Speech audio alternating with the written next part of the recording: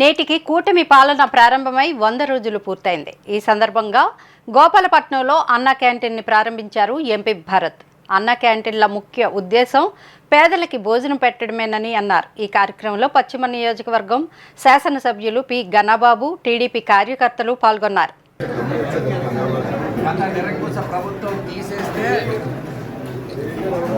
అన్నా క్యాంటీన్ అనేటువంటి పేరుతో నాణ్యమైన భోజనం గౌరవప్రదంగా పెట్టాలనేటువంటి ఆలోచన.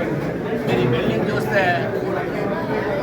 ఒక క్లీన్లీ ఎన్విరాన్మెంట్లో పేదవాడికి పెట్టేటువంటి భోజనం నాణ్యమైన భోజనం అయి ఉండాలి, వాళ్ళకి గౌరవప్రదంగా పెట్టాలి అనేటువంటి ఉద్దేశంతో అన్ని ప్రాంతాల్లో కూడా రాష్ట్ర వ్యాప్తంగా ఆ రోజు చంద్రబాబు నాయుడు గారు ఈ నిర్ణయం తీసుకుంటే రోజు కూడా వేలాది మంది వచ్చి ఇక్కడ 5 రూపాయలకే టిఫిన్ కానీ భోజనం కానీ రాత్రి భోజనం కానీ చేసి వెళ్ళటం.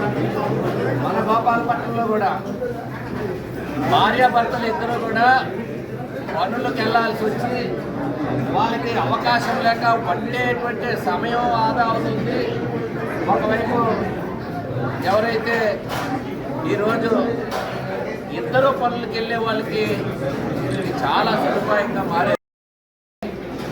ఎంటైర్ స్టేట్లో చూస్తే ఫస్ట్ విడతలో 100 అన్న క్యాంటీన్ స్టార్ట్ చేశారు. ఈ విడతలో 75 స్టార్ట్ చేస్తున్నారు.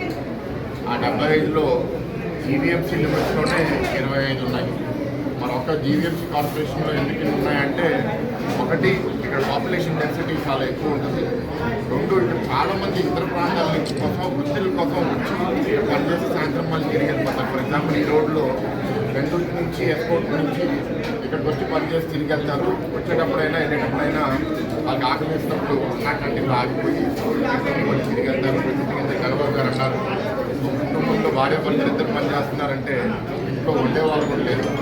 వాళ్ళు వచ్చినప్పుడన్నా తిరిగి ఇక్కడ పనిచేసి తిరిగి వెళ్తడం వలన అందుబాటులో వాళ్ళకి హై క్వాలిటీ ఫుడ్ తిరిగి వెళ్ళడం అనేది అప్పుడు గొప్ప అవకాశం ఉంది. నేను 2019లో పోటీ చేశాను. ప్రభుత్వం మారిన తర్వాత మాకు ఆరోపణలు వచ్చినప్పుడు నిరంతర వార్తా స్రవంతి కోసం వీక్షిస్తూనే ఉండండి. మా VST news. Please like, share and subscribe our channel.